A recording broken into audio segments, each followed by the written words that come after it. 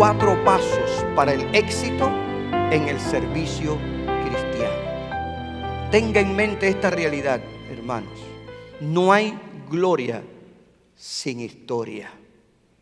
Amén.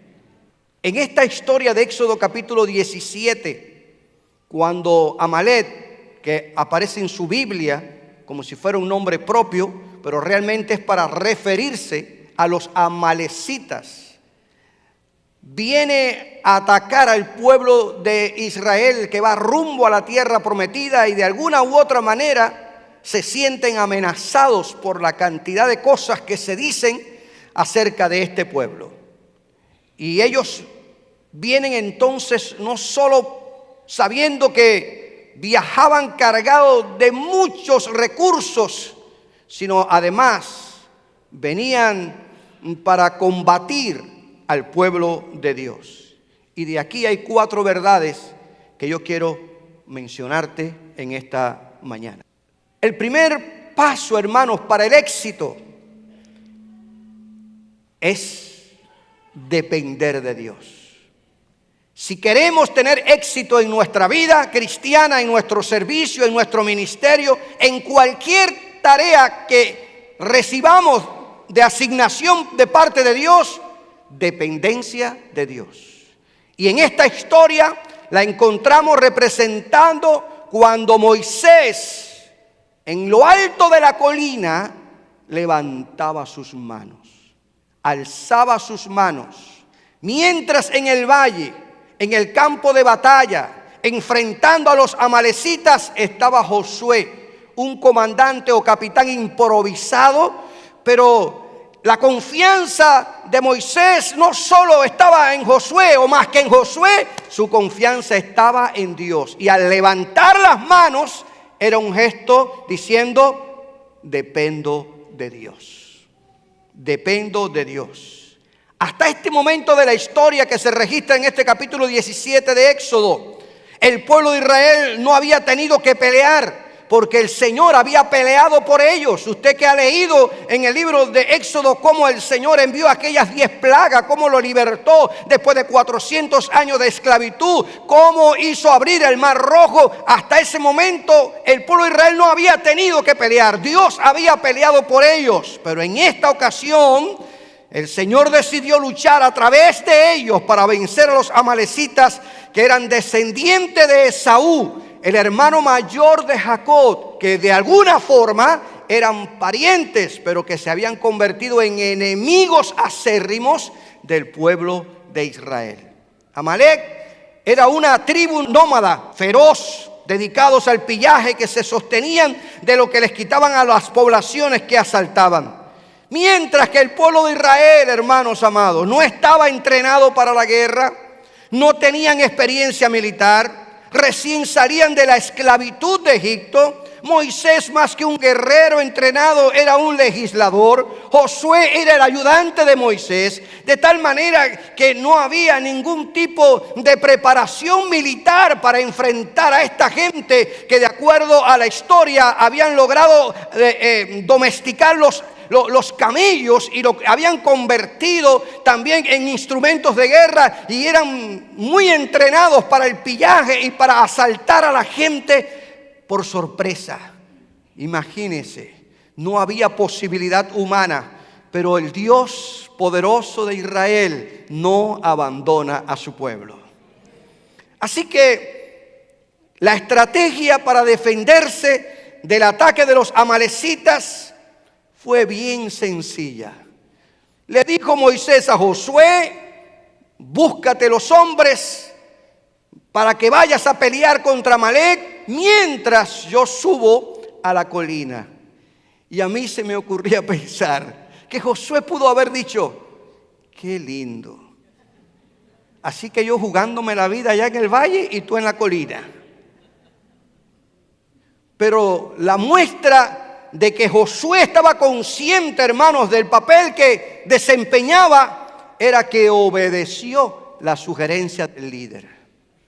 No cuestionó, no anduvo repostándole a Moisés, diciéndole: pero ¿cómo voy a ir? ¿Con qué gente voy a ir? Esta gente son campesinos, esta gente no sabe manejar bien la espada, esta gente no son entrenados, y los amalecitas son gente que están acostumbrada al pillaje. ¿Cómo voy a ir? Pero él obedeció, porque él había visto había visto a Moisés, cómo Dios lo respaldaba, cómo Dios obraba a través de él. Oiga, Josué había visto las plagas en Egipto, Josué había visto el mar rojo abrirse, Josué había visto la columna de fuego y la columna de nube, Josué había visto el agua, brotar agua de la peña de Oret. Y si Moisés decía pelea, él estaba seguro que Dios lo respaldaría. Gloria al Señor. Y esa fue la simple estrategia. Y aquí hay, hermanos, hay un simbolismo lindo que yo te lo voy a compartir rápidamente. Un simbolismo profético tremendo en estos dos hombres. Vendría un profeta como Moisés y un guerrero que lucharía por nosotros como Josué, pero todos juntos en una sola persona. Y esa persona es Jesucristo. Jesucristo es ese profeta del cual había hablado Moisés, y Jesucristo es ese Jesús, el Salvador, gloria a Dios, que trae libertad a nuestras vidas y que pelea nuestras batallas contra los amalecitas, contra Satanás, contra nuestra carne y el mundo, y nos da la victoria, porque en Cristo somos más que vencedores. Aleluya. La historia dice, y sucedió que mientras Moisés tenía su mano en alto, o tenía en alto su mano, Israel prevalecía. Y cuando dejaba caer la mano, prevalecía Amalec.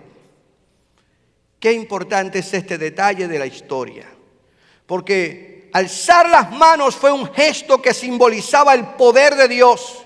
Similar cuando ocurrió ante el Mar Rojo, que Moisés no sabía qué hacer y Dios le dijo: alza la vara, alza tu mano y suelta la palabra, que el mar se va a abrir. Y él le creyó a Dios y el Mar Rojo se abrió y fue librado el pueblo de Israel de las manos de los egipcios. Ahora, de igual manera, el Señor está allí peleando su batalla, pero Moisés debía mantener sus manos en alto. Y en la Biblia, amados hermanos, alzar las manos es una práctica común para adorar, invocar y orar al Dios de los cielos. Cuando adoramos a Dios con nuestras manos en alto, estamos diciendo: Señor, yo me rindo, yo reconozco tu grandeza, yo dependo de ti, tú eres el Dios que merece toda gloria, toda honra y alabanza. Dice la Biblia: alzad vuestras manos al santuario y bendecid a Jehová, gloria sea el nombre del Señor. Pablo dice: alzad manos santas al Señor. De tal manera que las manos alzadas en la Biblia y significan adoración, invocación y oración y dependencia del Dios de los cielos. Una postura de reverencia, de entrega, de dependencia y sumisión al único Dios que merece la gloria y la honra. En este caso, las manos alzadas de Moisés por encima de su cabeza y con la vara de Dios en su mano revelan que tanto él como su pueblo dependían de Dios y que tenían su fe puesta en Él. Nunca te vayas a pelear una batalla sin depender de Dios, porque no es con nuestras armas, son con las armas de Dios que libramos nuestra batalla espiritual. Pero observemos el detalle. Mientras Moisés mantenía sus manos alzadas, el pueblo de Dios prevalecía en la batalla, significando, hermanos amados, que la victoria venía por el poder de Dios, porque la batalla era del Señor. Los amalecitas se equivocaron creyendo que iban contra el pueblo, pero resulta que Dios dijo: este no es contra el pueblo, es contra mí, porque este es mi pueblo. Y qué bueno es saber que tú y yo somos la niña de los ojos de Dios, estamos en el hueco de su mano, y cualquiera que venga contra nosotros viene contra Dios. Y la Biblia dice que ningún arma forjada contra nosotros va a prosperar, porque el Dios que está con nosotros es mayor que el que está en el mundo. Gloria al Señor. Y creo, amados hermanos, que era importantísimo que los israelitas desde el inicio del establecimiento de la nación comprendieran que la única razón por la que podían ganar contra los amalecitas era que Dios luchaba por medio de ellos, dándole la victoria. Y no podemos agenciarnos nosotros la gloria ni los méritos. Cualquier servicio que hacemos en la obra del Señor, quien merece la gloria y la honra es el Rey de Reyes y Señor de Señores. Reconocemos el trabajo, reconocemos la labor, reconocemos el esfuerzo, pero sin ignorar que es Dios quien nos da la fuerza y la capacidad para hacer lo que hacemos. La Biblia enseña que si queremos obtener victoria sobre Satanás, el mundo y la carne, no debemos confiar en nuestras propias fuerzas y habilidades. El Señor, por medio del profeta Jeremías, nos advierte, y esta palabra tú la conoces bien: maldito el hombre que confía en el hombre. Maldito el que se apoya en su propia fuerza y aparta su corazón del Señor. Bendito el hombre que confía en el Señor y pone su confianza en Él. En los días de la reconstrucción del templo, el Señor anima al príncipe Zorobabel, que después de 70 años de cautiverio bajo el imperio babilónico y bajo el imperio medo-persa, el emperador Ciro dicta, hace un edicto y regresa el pueblo de Israel a reconstruir el templo de Jerusalén. Ciertas batallas ocurrieron, 16 años sin hacer absolutamente nada, y toda esa obra se quedó pendiente. Y tiene que venir el profeta Ageo y el profeta Zacarías para animar a este pueblo, animar al príncipe Zorobabel, animar a Josué el sacerdote. Y Zacarías da esta palabra preciosa que tanto nos ministra. Esa palabra que le dice el profeta Zacarías a Zorobabel, dice: no con ejército, Zorobabel, ni con fuerza, sino con mi espíritu, ha dicho Jehová de los ejércitos. Lo que hasta ahora hemos hecho, lo que hasta ahora tú has hecho, lo que hasta ahora tú has logrado en el servicio a Dios, lo has hecho y lo has logrado porque es con la fuerza que viene del trono de la gracia, que imparte nueva fuerza, nuevo ánimo, para que al punto de tirar la toalla seguimos adelante, porque Dios no nos deja en vergüenza. Mis hermanos, si hemos permanecido estos 10 años en esta iglesia, si llevamos más de 30 años ministrando como siervo del Señor en las labores pastorales, es porque aprendimos y hemos aprendido a levantar las manos al cielo, sabiendo que nuestra fuerza viene de Jehová de los ejércitos. El segundo paso para alcanzar éxito en cualquier servicio cristiano, le voy a dar la oportunidad a Merlin, mi hijo, que él comparta esta segunda parte, pastor de jóvenes y líder del equipo de adoración y alabanza, para que él comparta con ustedes este segundo punto, la vara en la mano de Moisés.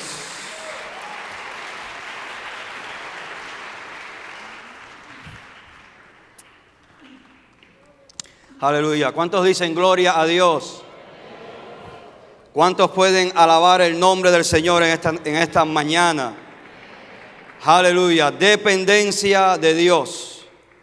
Depende de Dios. Ahora, si miras, y quiero que abras tu Biblia y la sigas mirando, dice: y yo estaré en el monte, en la colina, con mis manos alzadas. Y ahora dice Moisés: y con la vara de Dios en mi mano. Mira tus manos y te pregunto, ¿qué tienes en tus manos? Tal vez algunos miran y dicen: tengo las manos llenas de callos, de tanto trabajar. Tengo mis manos cansadas, me duelen los huesos. En esta mañana, si queremos obtener éxito en el servicio cristiano, hay que aprender en el espíritu a mirar la vara de Dios en nuestras manos. Aleluya. La vara de Moisés en este contexto, manos levantadas, dependencia. Pero la vara de Moisés, la vara de Dios en la mano de Moisés, significa: tengo en mis manos la presencia de Dios garantizada. La presencia de Dios garantizada. Esta vara Fue la misma vara que se convirtió en culebra en el llamamiento de Moisés. ¿Se acuerdan? Éxodo capítulo 4. También fue la misma que alzó Moisés en el cruce del Mar Rojo. ¿Se acuerdan?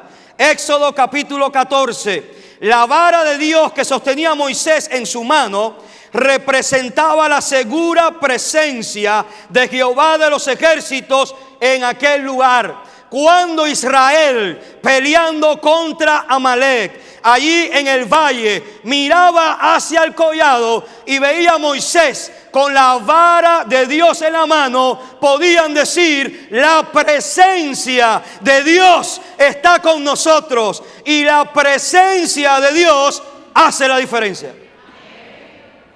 La presencia de Dios hace la diferencia. Hace la diferencia. Hace la diferencia. No se levantó la vara de Dios allí como un mago, como esas movies y series de Netflix, donde vemos a magos con báculos levantando y cayendo rayos desde el cielo. No es en ese sentido. La vara de Dios en la mano de Moisés era una señal visible de que si Dios estaba con el pueblo, la victoria era segura. La victoria era segura. La vara de Dios en la mano de Moisés. Aprendo, hermanos, y debemos aprender como iglesia, que lo que necesitamos para obtener éxito es dependencia, pero también presencia. Pero también presencia. Hay gente que llena la casa de Biblias. Tengo una Biblia en la entrada, tengo una Biblia debajo de la almohada, tengo una Biblia debajo del colchón, tengo mis paredes llenas de versículos bíblicos. Aquí no entra ningún demonio porque los versículos los van a quemar en cuanto entre. Hay gente que se va a Israel y de allá trae un pomo con agua del río Jordán. Traen polvo del desierto, traen piedras del monte Carmelo, traen cruces hechas con los cedros del Líbano y llenan la casa de artículos judíos, porque ahora sí la presencia de Dios está en mi casa. La vara de Moisés en su mano no solamente era presencia, era experiencia. Moisés también sabía que esa vara había sido usada por Dios para dar victoria. No es los versículos, no son las 20 Biblias en tu casa, es un corazón que ha tenido experiencias con Dios. Es la diferencia. Es la diferencia. Hay gente que dice: voy a mandar $1,000 para que mi familiar se sane. ¿Por qué razón? ¿Qué tienes en tu mano, Moisés? ¿Qué tienes en tu mano? La vara de Dios. Aleluya, la presencia de Dios está sobre ti. Es la razón por la que cuando tú caminas por esta ciudad no andas solo. Te decía hace unos domingos atrás, hablando del Salmo 20, que cuando un cristiano camina por esta ciudad, no camina solo. Hay presencia de Dios que camina contigo. Hay presencia de Dios que te respalda. Aleluya. Qué excelente en esta mañana es saber que todos los que luchamos por obtener éxito en la vida cristiana tenemos la mejor herramienta de todas: la presencia de Dios sobre nuestras vidas. La Biblia enseña claramente que las armas con las que luchamos no son de este mundo, sino que tienen el poder de Dios para destruir las fortalezas. Según escribía Pablo a los Corintios, segunda carta, capítulo 10, verso 4. Las poderosas armas con las que Dios equipa a su iglesia a través de su presencia son mucho más efectivas o son mayores que una praxis religiosa. Cuando hablo de praxis religiosa, estoy hablando de ese tradicionalismo religioso y evangélico. Hago esto, después hago esto. No puedo faltar el domingo, no puedo faltar el miércoles. Si dejo de hacer esto, Dios me deja. Si dejo de cumplir con esto, la presencia de Dios se va. ¿Por qué, hermanos, llegamos a esas conclusiones? No peleamos buscando el éxito con ayudas ni prácticas. Peleamos en la oración. ¿Cuántos dicen amén? Peleamos a través de la fe, de la esperanza, del amor, de la palabra de Dios. Y sobre toda cosa, si tú quieres la presencia de Dios sobre ti, llénate del Espíritu Santo. Llénate del Espíritu Santo. Aleluya.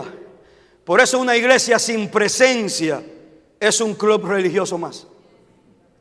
Por eso un hogar cristiano sin presencia es un hogar religioso más.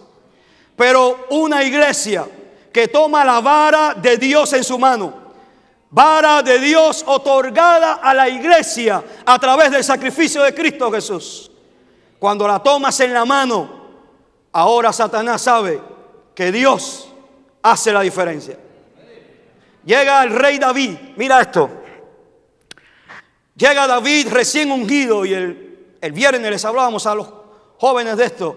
Llega David, un joven, todavía no está en el trono de Israel sentado. Llega al campo de batalla, como llegó Israel también a pelear contra Amalek.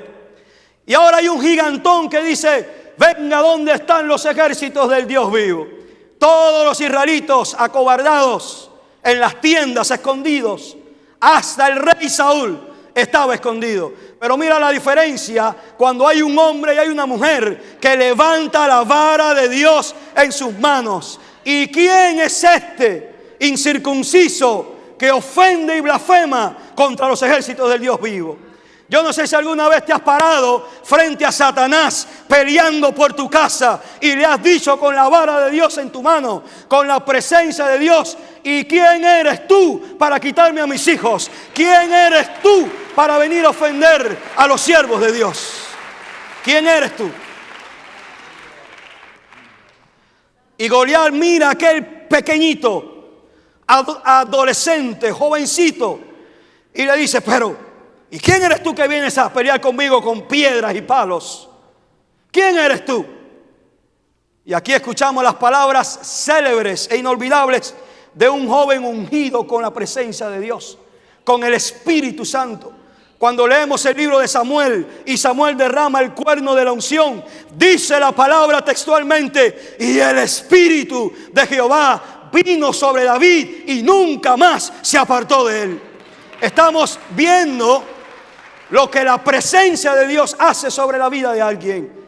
Tú vienes contra mí, contra tu espada, con tu jabalina, con tus armaduras, con tus estrategias de guerra, pero conmigo está el Dios de los ejércitos. Aleluya, la presencia de Dios. En esta mañana te digo: no hagas nada sin la presencia de Dios. ¿Qué diferencia cuando la presencia de Dios te acompaña? Las puertas se abren y las que están abiertas para tu mal, Dios las cierra. Aleluya. Ahora, no solamente la vara de Moisés significa presencia. Cuando Israel miraba allá, decía: no estamos solos. Si Moisés tiene la vara de Dios, esa vara que se golpeó las aguas del mar y se abrieron, esa vara está llena de la presencia. Ese hombre está lleno, es nuestro líder. Aleluya. Y cuando miraban hacia el monte, sentían esa confianza de saber que Dios peleaba con ellos. Pero también la vara de Moisés, la vara de Dios en la mano de Moisés, era un símbolo de autoridad. Dile a tu vecino: respeta la autoridad que Dios le da a sus siervos. Ya hubo mucha gente que no dijo nada. Qué interesante, ¿no? Dile a tu vecino: respeta y reconoce la autoridad que Dios da a sus siervos. Éxodo capítulo 4, verso 2. Llega Moisés, que está pastoreando las ovejas de su suegro Jetro, y llega y está allí, y de pronto veo un arbusto, una zarza. Es un árbol pequeño, es una de estas malezas que crecen. No hay frutos en una zarza, es espinos, es hierba.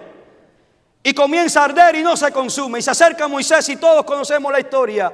Y allí Dios le dice: hey Moisés, quita el calzado de tus pies, porque el lugar donde estás es santo. ¿Quién eres, Señor? Y allí comienza Dios a llamar a Moisés.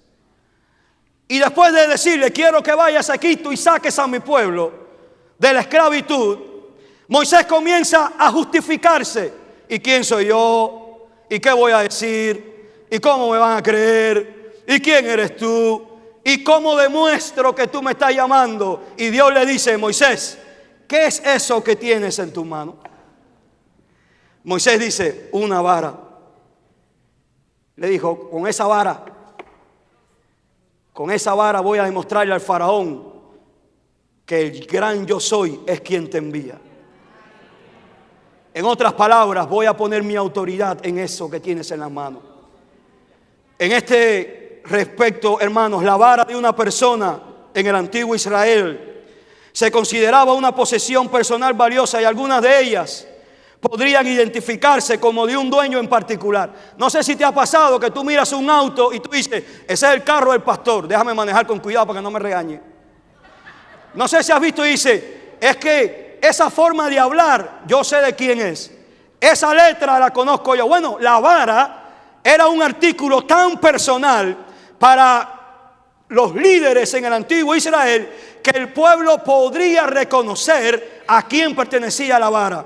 Era una señal de autoridad, de gloria, de prestigio. Antecedía a los líderes de Dios su vara, su báculo. Aleluya. La vara de Moisés se convirtió en símbolo de su autoridad y de su comisión divina cuando se presentó delante de los ancianos de Israel, y también cuando se presentó delante de Faraón y los sacerdotes practicantes de magia en Egipto. Los sacerdotes tiraban sus varas y Satanás, a través de maleficios y engaños, hacía ver a la gente como milagro. Pero cuando la vara de Dios tocó el río Nilo, cuando la vara de Dios se alzó en el cielo, fue el poder de Dios en la autoridad que le había dado a su siervo lo que se manifestó. Yo quiero decirte dos cosas sobre la autoridad de Dios en la vara de Moisés.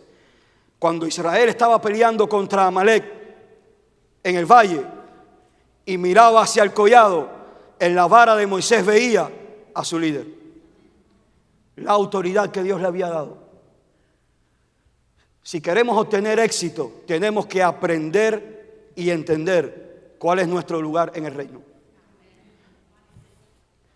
Habrá gente en el monte, pero habrá gente en el valle. Pero también habrá gente en las tiendas cuidando a los más débiles. Habrá gente que peleará en el valle y derramará sangre. Tal vez tú y yo seamos de esos. Habrá gente en el collado con una vara de autoridad, porque esos son los que reciben la revelación y dan la visión para que el pueblo tenga victoria. Aprendamos a considerar, respetar y honrar a los que portan la autoridad de Dios en sus manos. Aleluya. Dice Efesios capítulo 4 versos 11 y 12. Él mismo. Y el contexto de este pasaje es bien interesante, porque Pablo está hablando de la autoridad de Cristo al subir y al descender a las profundidades.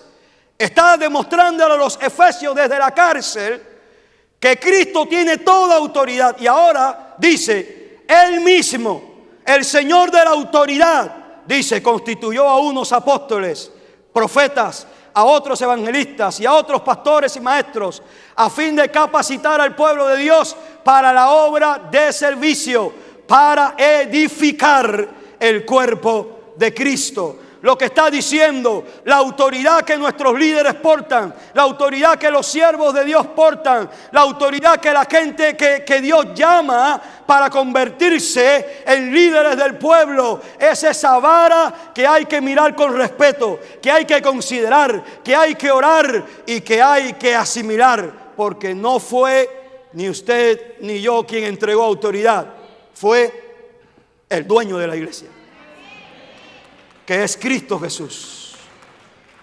Aleluya. En segundo lugar, la vara de Moisés en cuanto a la autoridad también significa la autoridad del pueblo de Dios. No solo nuestros líderes tienen autoridad dada por Dios, la iglesia ha recibido autoridad delegada de Cristo, su Señor y su Salvador. Aleluya. Lucas capítulo 10, verso 19. Y este es Jesús. Cuando regresan aquellos 70 maravillados. ¡Wow! Lo que ha pasado. Nunca habíamos visto esto. Jesús le dice, miren, aleluya, miren que les he dado autoridad sobre todos los poderes del enemigo. Pueden caminar entre serpientes y escorpiones y aplastarlos. Nada, di conmigo, nada les hará daño. Aleluya. La iglesia tiene autoridad. La iglesia tiene autoridad. Tú tienes una vara de Dios en tus manos. Tú tienes una vara de Dios en tus manos. Aleluya. Dile a tu vecino, tienes algo de Dios en tus manos. Tienes presencia y tienes autoridad. Tienes presencia y tienes autoridad. Por lo tanto, cuando se levante Amalek delante de ti, di, conmigo está el Dios que abrió el mar rojo. Pero tengo autoridad delegada de Cristo.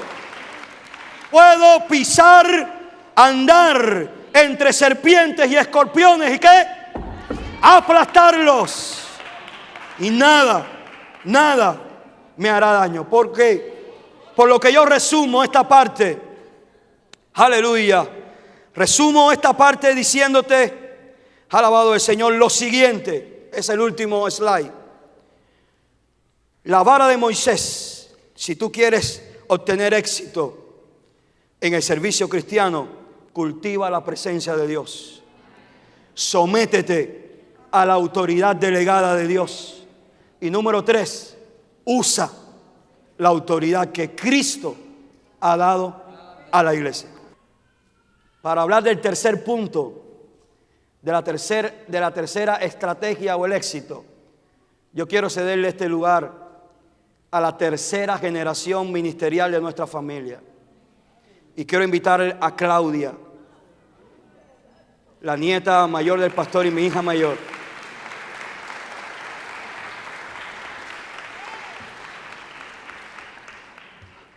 Aleluya.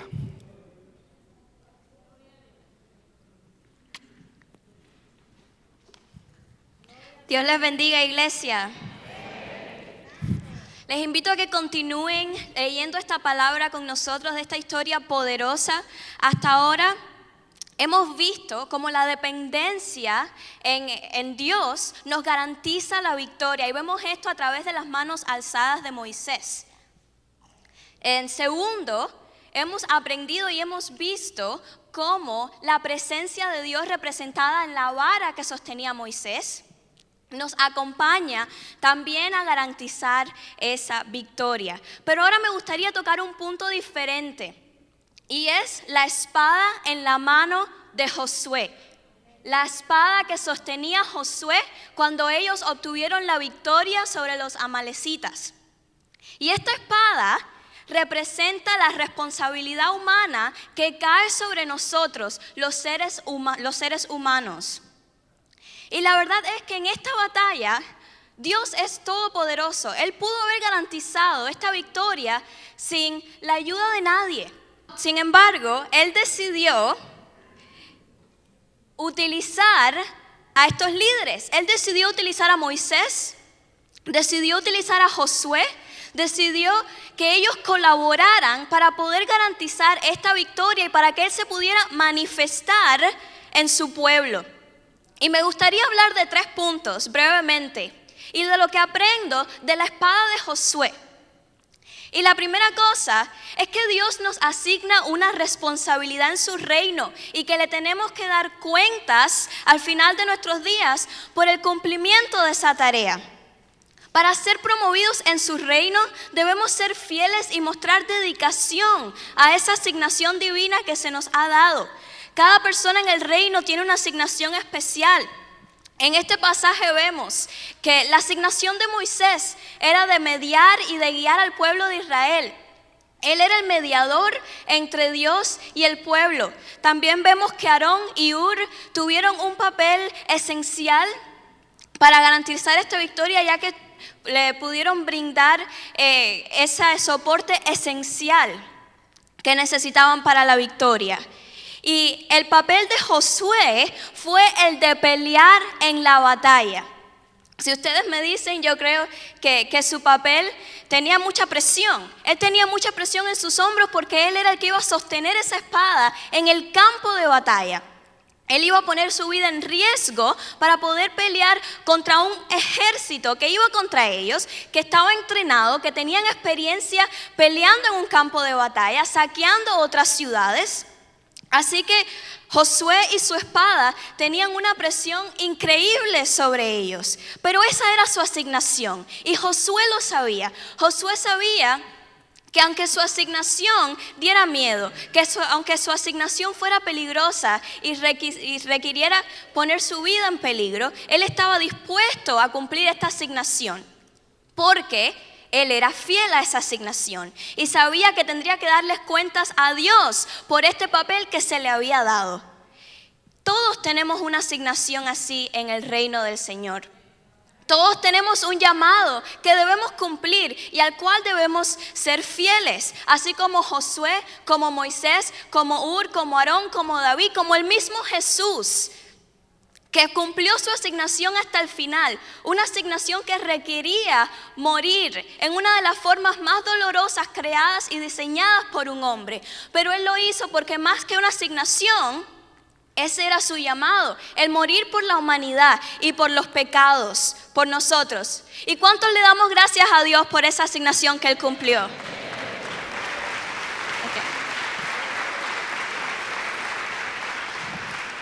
Pero así como vemos que muchos de estas personas de carne y huesos como nosotros tuvieron una asignación que ellos pudieron cumplir, nosotros también la tenemos.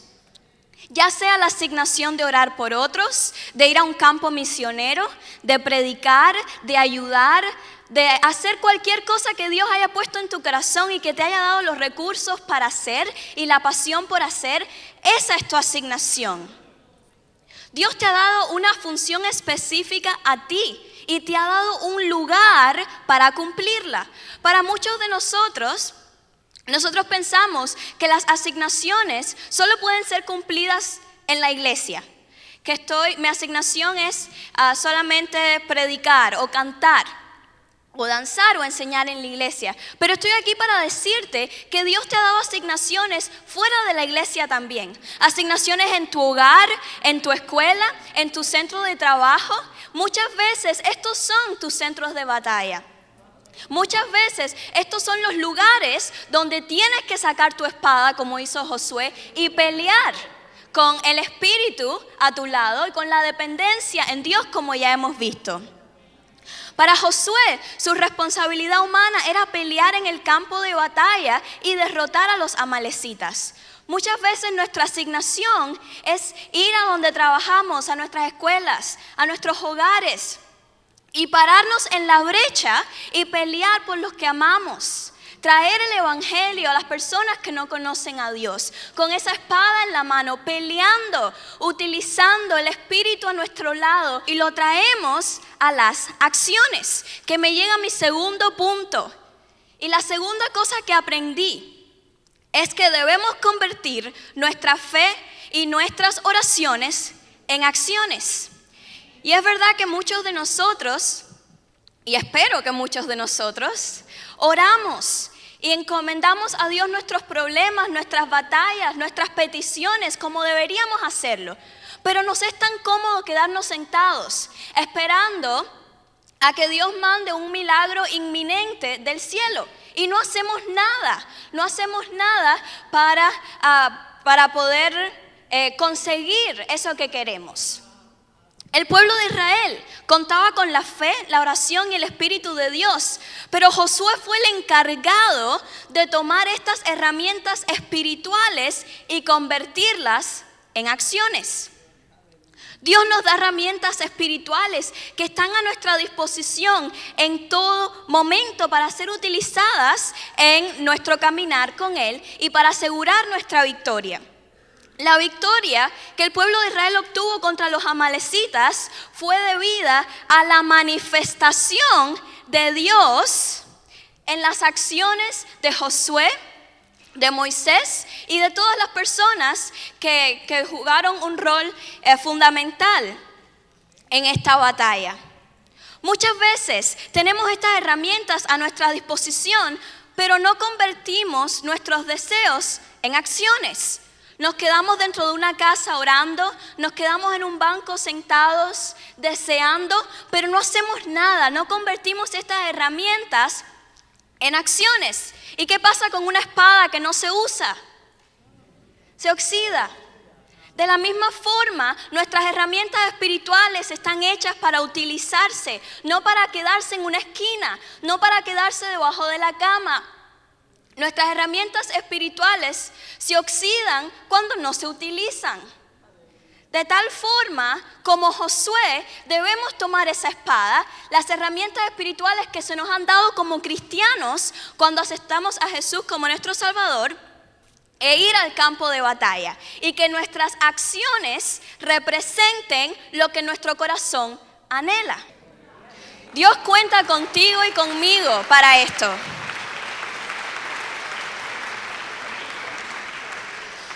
La iglesia de Jesucristo son las manos y los pies de Dios en esta tierra. Y nosotros tenemos no solo la obligación, pero el alto privilegio y el honor inmerecido de formar parte del equipo de Dios, de ser las manos y los pies de Jesucristo en esta tierra.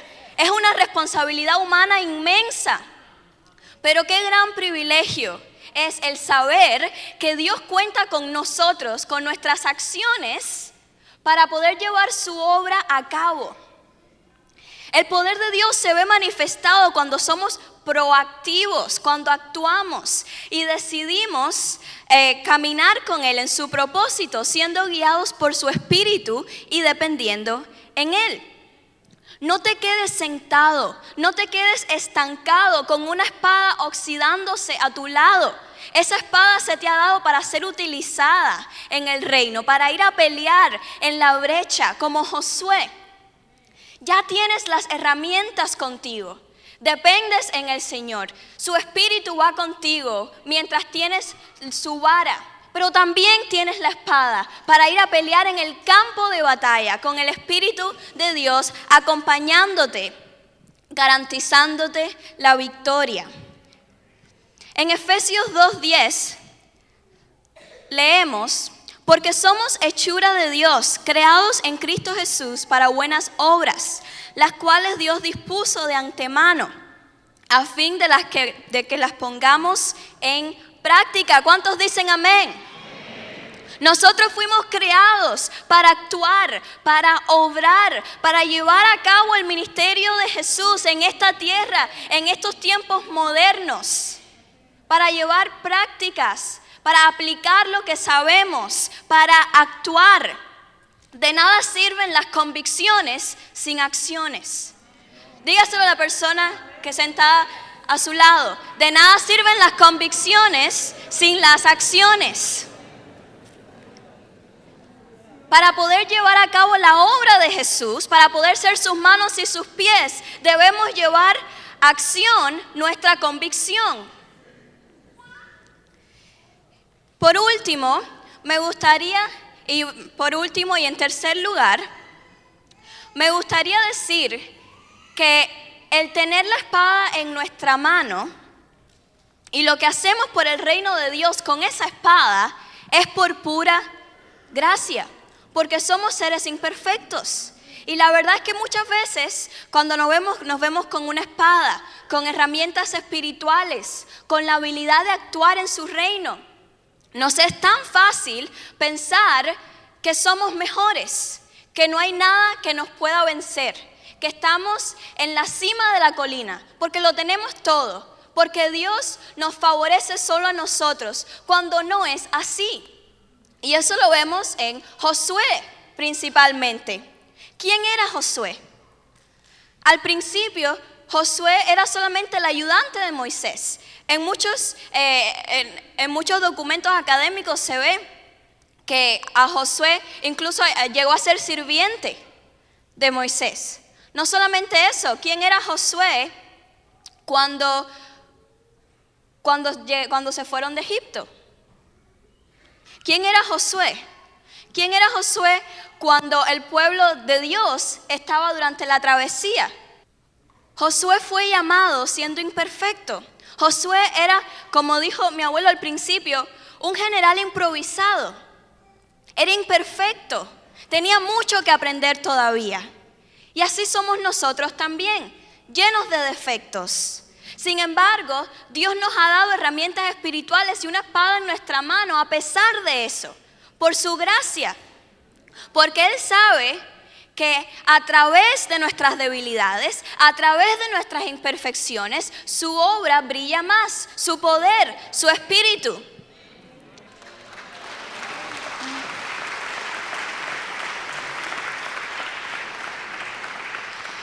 Así como Josué, Él nos usa a nosotros a pesar de nuestros defectos y nuestras debilidades. Es la razón por la que Pablo declara: tenemos este tesoro en vasos de barro para que la excelencia del poder sea de Dios y no de nosotros. Esto se encuentra en 2 Corintios 4:7. Aunque tengamos todas estas herramientas, aunque tengamos la espada en nuestra mano, nosotros somos nada sin Dios. Todo lo que somos, todo lo que hemos llegado a ser es por Él, por su gracia sobre nosotros. Lo que podemos hacer en su reino no es algo que nos hemos ganado, no es algo que merecemos, es algo que se nos ha dado a través de la gracia, a través de su misericordia por nosotros. Y cuando tenemos esto en mente, nos sentimos tan agradecidos, porque yo no merezco estar aquí arriba, yo no merezco estar hablándole a ustedes. Y estoy segura que muchas de las personas que hacen algo para el reino del Señor, ya sea aquí o en otro lugar, muchas veces se sienten de la misma forma, que somos imperfectos, tenemos tantas debilidades, no merecemos estar aquí. Pero a través de la gracia de Jesús podemos hacer lo que hacemos. A través de su gracia y su misericordia.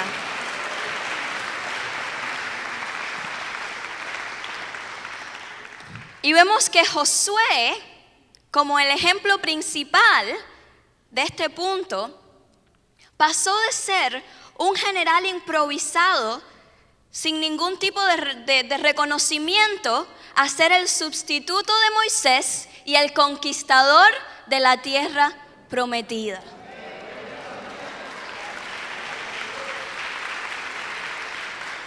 De la misma forma, si nosotros somos fieles en lo poco, en lo mucho Él nos pondrá y nos recompensará. Y de la misma forma que Josué logró ser el conquistador de la tierra prometida a través de su fidelidad, nosotros podemos ser recompensados en el cielo cuando nos mantenemos fieles y firmes a través de su gracia, como lo hizo Josué.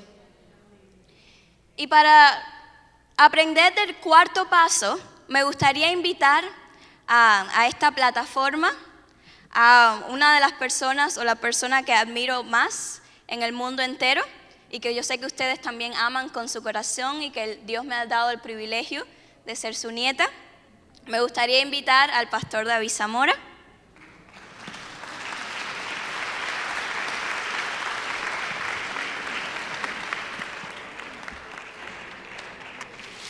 Gloria a Dios. No te asustes. Y hay un cuarto punto. Yo voy a ser breve. ¿Cuántos dan gloria a Dios por lo que hasta aquí han escuchado? Apenas. Si leyéramos esta historia de una sentada, pudiera parecer, de acuerdo a lo que hemos escuchado, que los más importantes dentro de esta batalla, de esta historia, eran Moisés y Josué. Sin embargo, se mencionan dos personajes interesantes en esta historia: Hur y Aarón, el hermano de Moisés. Según el historiador Josefo, se considera que Hur podía ser el cuñado de Moisés, el esposo de la hermana llamada María.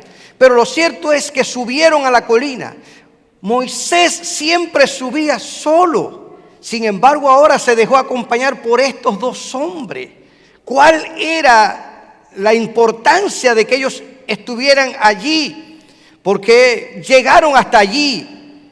Si en definitiva Moisés con la vara en la mano era suficiente, Pero es evidente, es indiscutible, hermanos, que la presencia de Aarón y de Hur en la colina junto a Moisés fue vital para alcanzar la victoria. Porque usted nos ha oído decir que Moisés sí tenía la vara de Dios en su mano, pero mantenga mucho tiempo una vara en alto, manténgala, trate de mantenerla. Y las batallas de ahora no son como las de aquel tiempo. Bueno, la guerra de Ucrania lleva ya casi 2 años. Pero en aquel tiempo eran horas y horas y horas. ¿Cómo ese hombre iba a mantener esa mano allá arriba?